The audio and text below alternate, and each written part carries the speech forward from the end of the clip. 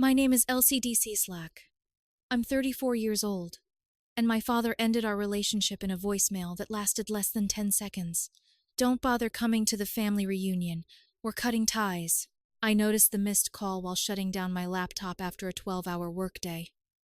My family did not exchange casual updates, so I assumed something important had happened. I played the message on speaker while packing my bag. Then, I froze, with one hand resting on the zipper.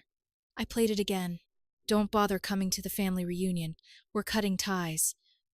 His voice was flat and efficient, like he was canceling a supplier contract instead of removing his daughter from the family. The reunion was supposed to be the first time everyone had gathered in years. We were meant to spend a weekend pretending old resentments had disappeared beneath barbecue smoke, forced photographs, and my mother Caroline's potato salad. Apparently, I was no longer required for the performance. I picked up my phone. A dozen angry responses raced through my mind, but I sent only one word. Understood. No question mark. No demand for an explanation.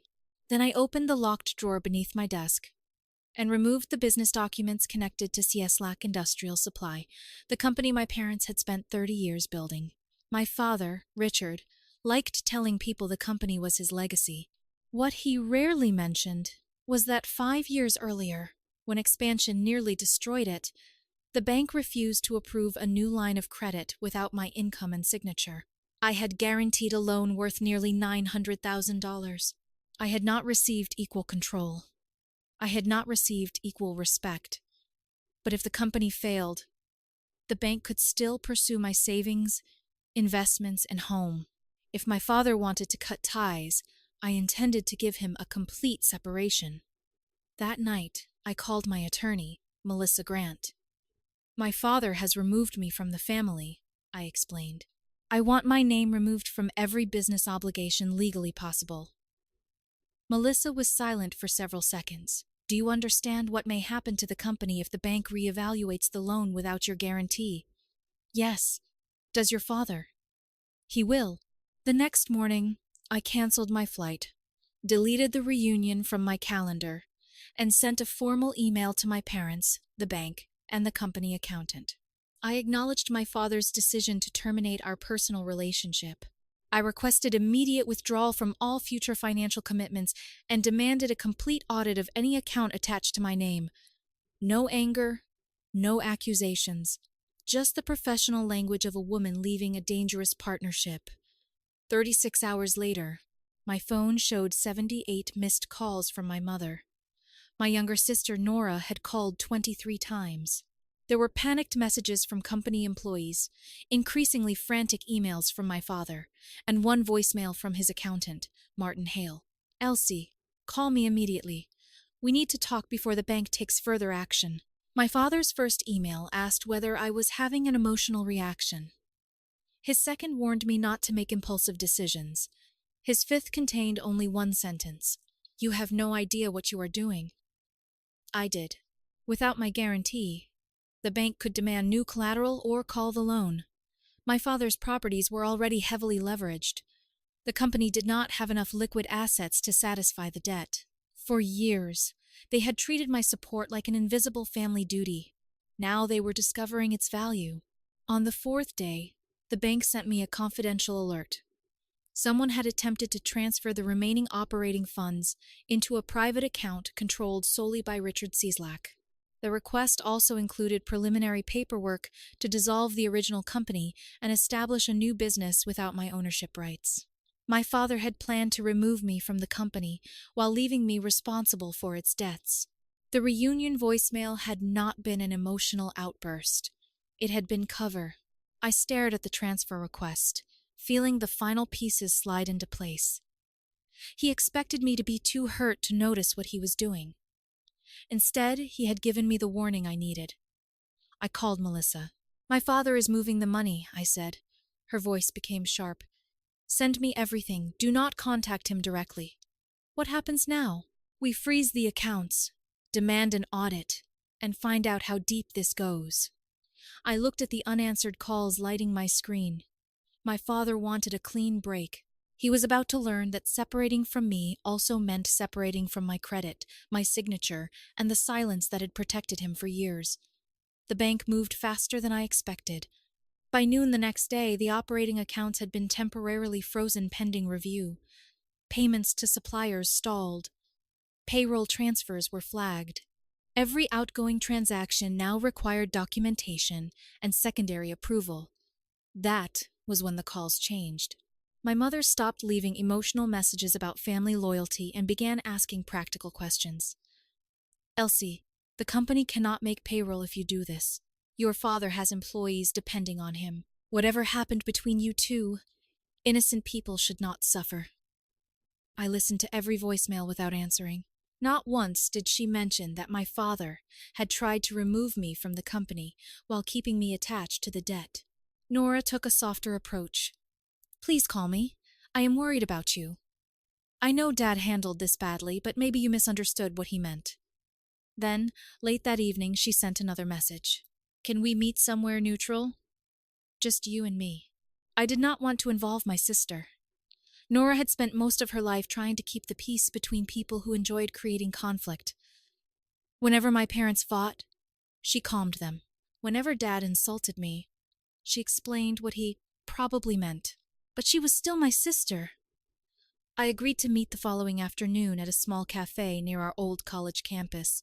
Nora was already seated when I arrived, both hands wrapped around a mug she had not touched.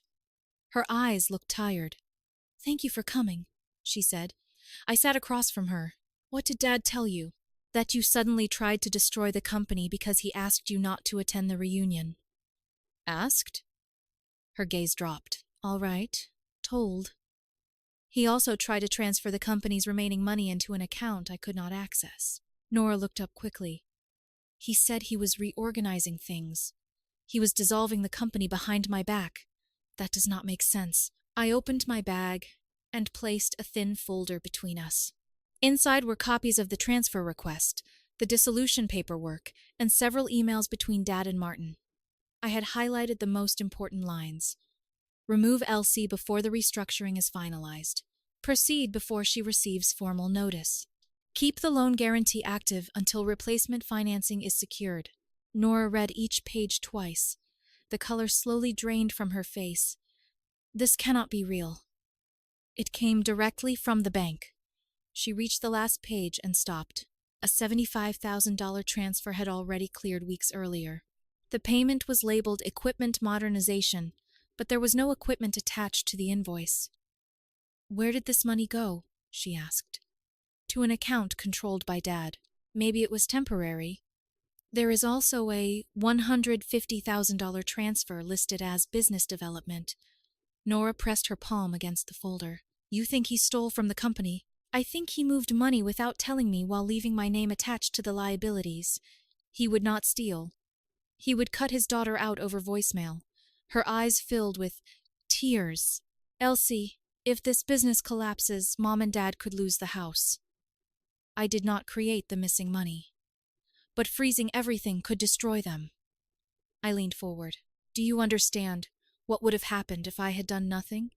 He would have transferred the assets, opened a new company, and left me legally responsible for the old debt. I could have lost my home. Nora looked away. He said you were planning to leave anyway. I planned to attend the reunion. She closed her eyes. For a moment, I saw the little girl who used to hide in my room when Dad shouted downstairs. The instinct to protect her rose immediately. Then I remembered that protecting Nora could not mean sacrificing myself. Please, talk to him, she whispered. Do not destroy everything before he can explain. I gave him the chance to speak. He chose 7 words. I know, but this is bigger now. You are right. It is bigger than the reunion. I stood and left enough money for both drinks. Nora caught my wrist before I could walk away. Promise me you will not burn the company down just to hurt him. I looked at her hand, then at her face. I am not burning it down. I am turning on the lights. That evening, the bank sent another report. The audit had flagged more than $250,000 in questionable transactions. Several invoices were connected to vendors with no verifiable business addresses. Another payment had been routed through a consulting firm, registered to one of Dad's old friends. Melissa called me at home. "This is no longer just a loan dispute," she said. "There may be fraud." I stared through the office window at the city lights. What happens next? "We file a formal complaint, preserve every record, and make sure no one can alter the books." I spent the rest of the night assembling contracts, tax returns, account statements, and years of correspondence. Every suspicious expense went into a digital file. Every missing payment received a note. Every vague explanation Dad had ever given me suddenly looked different. Before midnight, I submitted the complaint to the bank and requested a full forensic audit. Melissa also advised reporting the most serious inconsistencies to federal tax authorities. I hesitated before sending the final documents. This was still my father. Then I reread his email instructing the accountant to remove me before I noticed. I pressed send. The following morning, the bank froze more than $400,000 across several connected accounts. Dad called 17 times in 1 hour. His final voicemail was no longer controlled. "Elsie, answer the phone. You have no idea what you have started." He was wrong. For the first time, I understood exactly what had started this, and it had begun long before the voicemail. By the following evening, the company's financial system had become almost unusable. Suppliers were demanding explanations. Payroll was delayed. Several clients paused active orders because rumors of an internal investigation had already begun spreading. My father blamed me for all of it. Nora called just after 6. "Elsie, what did you do?" I protected myself. "Dad says the bank froze everything because of your complaint. The bank froze everything because the records did not make sense. He is threatening to sue you." I closed my eyes. "Of course he is. Please come to the house tonight. Mom is barely functioning. Dad says this is the only chance to settle things privately." I did not trust my father's definition of private settlement. Still, I owed Nora one final attempt. When I arrived, the house looked exactly as it always had.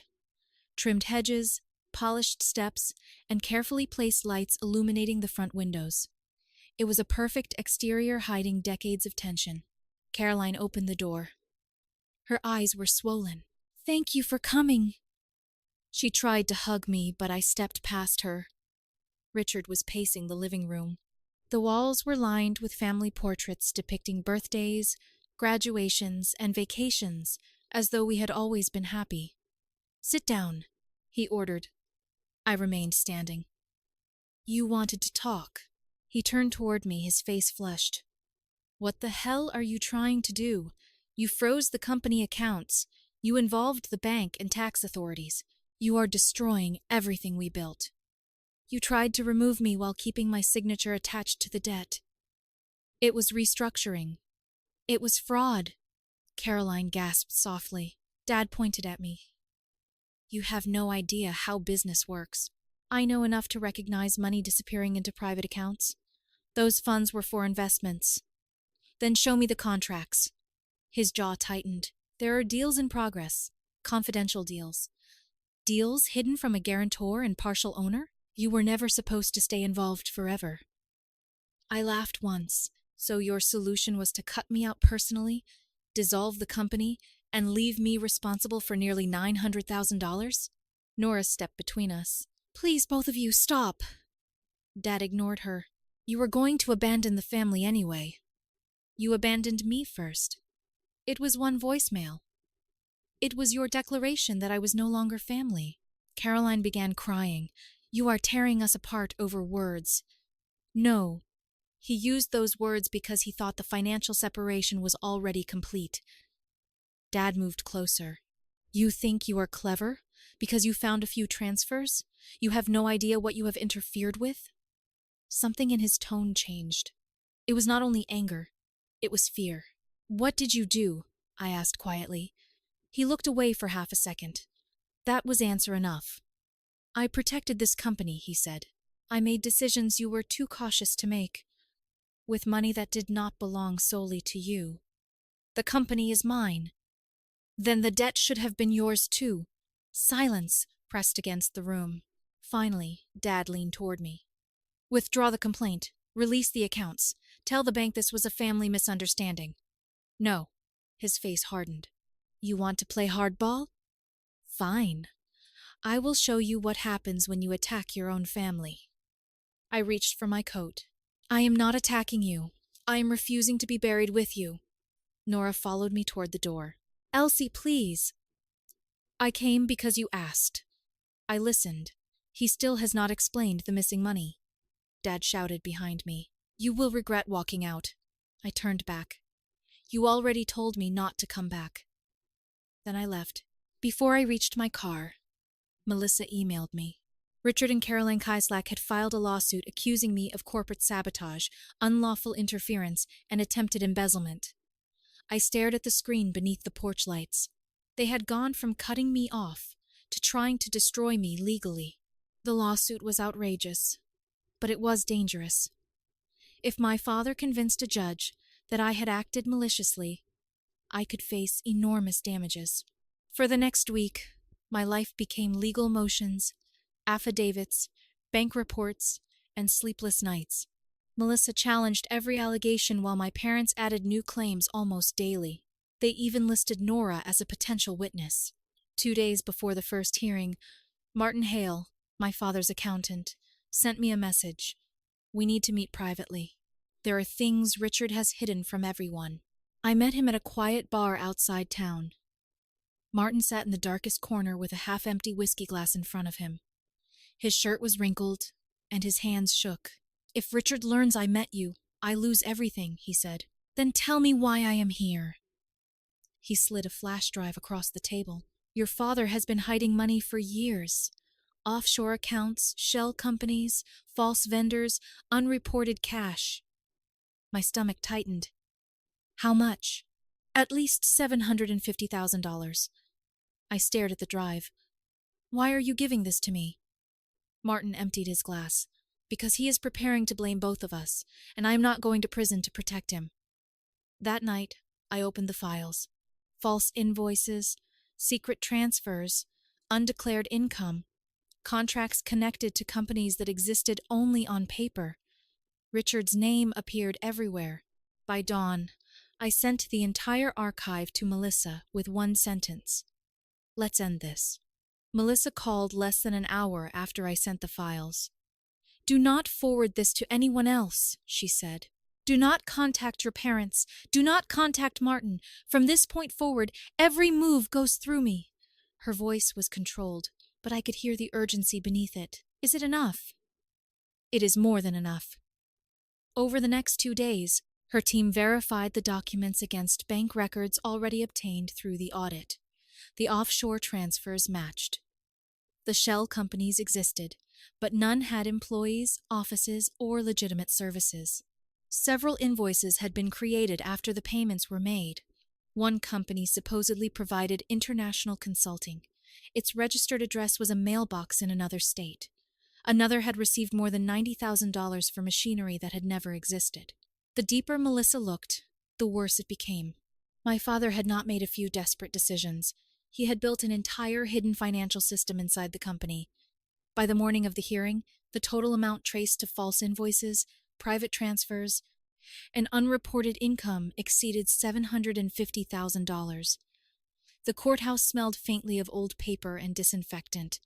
I sat beside Melissa, while Nora waited several rows behind us. My parents entered together.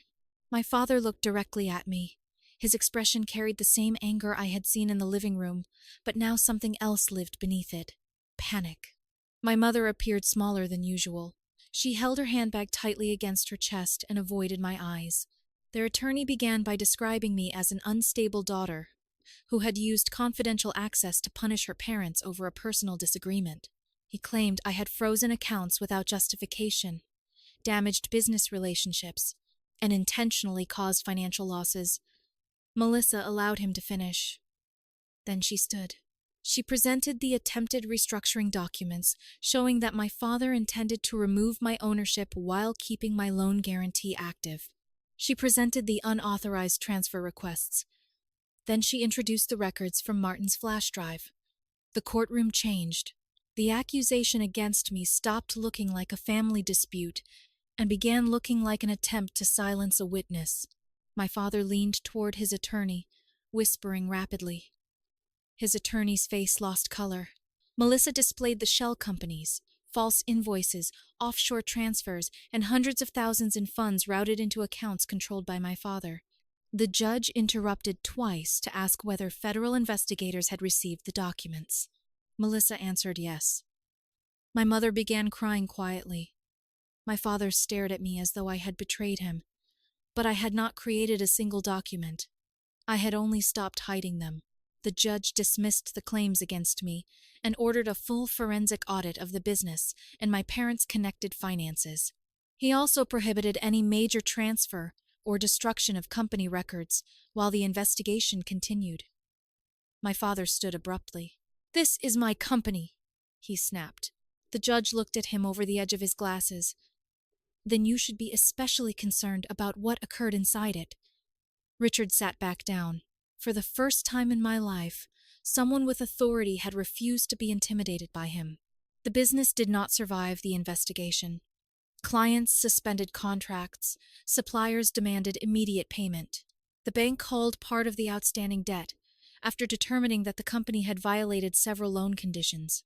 My parents were forced to sell the building, equipment, and several personal assets. The family home followed. I signed the final dissolution papers 1 month later. As I placed my signature on the last document, I expected to feel victorious. Instead, I felt tired. That company had been part of my life since childhood. I had spent summers organizing invoices and weekends helping with inventory. I had believed I was protecting a family legacy. In reality, I had been protecting my father's secrets. Nora called after the sale of the house. "They found a small apartment," she told me. "It is not great, but it is available immediately." I said nothing. "I am not asking you to forgive them." "Good. But the accounts are still tied up. They cannot cover the deposit." I closed my eyes. Every instinct told me to refuse. Then I pictured Nora carrying boxes alone while our parents blamed her for not fixing everything. I transferred enough for the deposit and 3 months of rent, not to my parents, directly to the property manager. Nora called when she received confirmation. "Thank you. This is the last financial help I am giving them. I understand. And they do not get my address, my work information, or access to my accounts. I promise." My parents moved from a large home filled with polished furniture into a small apartment on the edge of town. My father lost the company he had used to define himself. My mother lost the life she had protected by refusing to question him. And I lost the illusion that exposing the truth would make everything feel clean. It did not. Truth rarely repairs what lies have built. Sometimes it only shows you exactly how much has to be torn down before anything honest can exist again. Several months passed before Nora asked me to see them. She called on a Sunday evening while I was reviewing reports at my kitchen table. "They want to talk to you," she said carefully. I looked at the rain sliding down the window. "About what?" "They say they want to apologize." I almost laughed. My parents had lost the company, the house, their reputation, and nearly every financial shield they had built around themselves. It was difficult to know whether regret had finally reached them, or whether desperation had simply changed its voice. "You do not have to go," Nora added. "I just thought you should know." I remained silent for a long time. Part of me wanted to refuse. Another part remembered childhood summers, long drives to the coast, and my father teaching me how to repair a bicycle chain in the garage before everything between us became a negotiation. "All right," I said. "I will listen." The apartment complex stood on the edge of town between a laundromat and an aging convenience store. Cracks ran through the parking lot, and the stairwell smelled of old carpet and cooking oil. I sat in my car for several minutes before going inside. My father opened the door. For 1 second, I barely recognized him. Richard had always carried himself like every room belonged to him. Now his shoulders curved forward, his hair looked thinner, and his clothes hung loosely from his body. Caroline appeared behind him, her eyes filled with tears. Elsie. She reached toward me, but I stepped inside before she could hug me. The living room was small, crowded with mismatched furniture and boxes they had never fully unpacked. A television murmured quietly in the corner. The polished family portraits from their old house were stacked face down beside a bookcase. No one spoke at first. Then Dad gestured toward a chair. Thank you for coming. I sat across from them. Nora remained near the kitchen doorway, close enough to intervene, but wise enough not to begin the conversation for them. Dad clasped his hands between his knees. We made mistakes. I waited. He looked toward Mom, perhaps hoping she would rescue him. She lowered her eyes. We believed we could reorganize the company and keep everything under control, he continued. I thought removing you would simplify things. You wanted my guarantee without my ownership. His jaw tightened, but he nodded. Yes. It was the first time he had admitted it without hiding behind the word restructuring. I told myself I was protecting the business, he said. The truth is, I was protecting myself. Mom began crying softly. I knew some of the money was missing, she said. Not everything, but enough to know something was wrong. You defended him anyway. I was afraid. So you allowed him to blame me. Her face crumpled. Yes. The words settled heavily between us. For years I had imagined what an apology might sound like. I thought hearing them admit the truth would make the anger disappear. It did not. Dad stared at the floor. When you froze the accounts, I hated you, he said. I thought you were destroying my life. I was stopping you from destroying mine. I know that now. I studied his face, searching for manipulation. Maybe some remained. People did not lose lifelong habits simply because their furniture changed. Mom reached across the narrow space and placed her hand over mine. Please, she whispered. Can we begin again? I looked at her fingers resting on my skin. Beginning again sounded simple. It was not. Beginning again would require accepting that my father had tried to sacrifice my financial future. It would mean trusting a mother who knew enough to question him, but chose silence. It would mean allowing them close enough to hurt me another time. I gently removed my hand. I do not know if we can start over. Mom closed her eyes. But I came, I continued. That is all I can offer today. Dad nodded slowly. That is more than we deserve. For the first time, he did not ask me for money, forgiveness, or reassurance. I stood. Nora followed me into the hallway. Are you okay? She asked. I do not know. Do you regret coming? I looked back at the closed apartment door. No, but listening is not the same as forgiving. Outside, the rain had stopped. I sat in my car with both hands resting on the steering wheel, remembering the voicemail that began everything. Don't bother coming to the family reunion. We're cutting ties. My father had believed those words would make me disappear quietly while he kept everything my name protected. Instead, they forced me to see the truth. I do not know whether my parents and I will ever become a family again. Some broken things can be repaired. Others remain fragile no matter how carefully you hold them. But I know this much. Removing my name from that loan did not destroy my family. The lies did. I simply refused to keep financing them.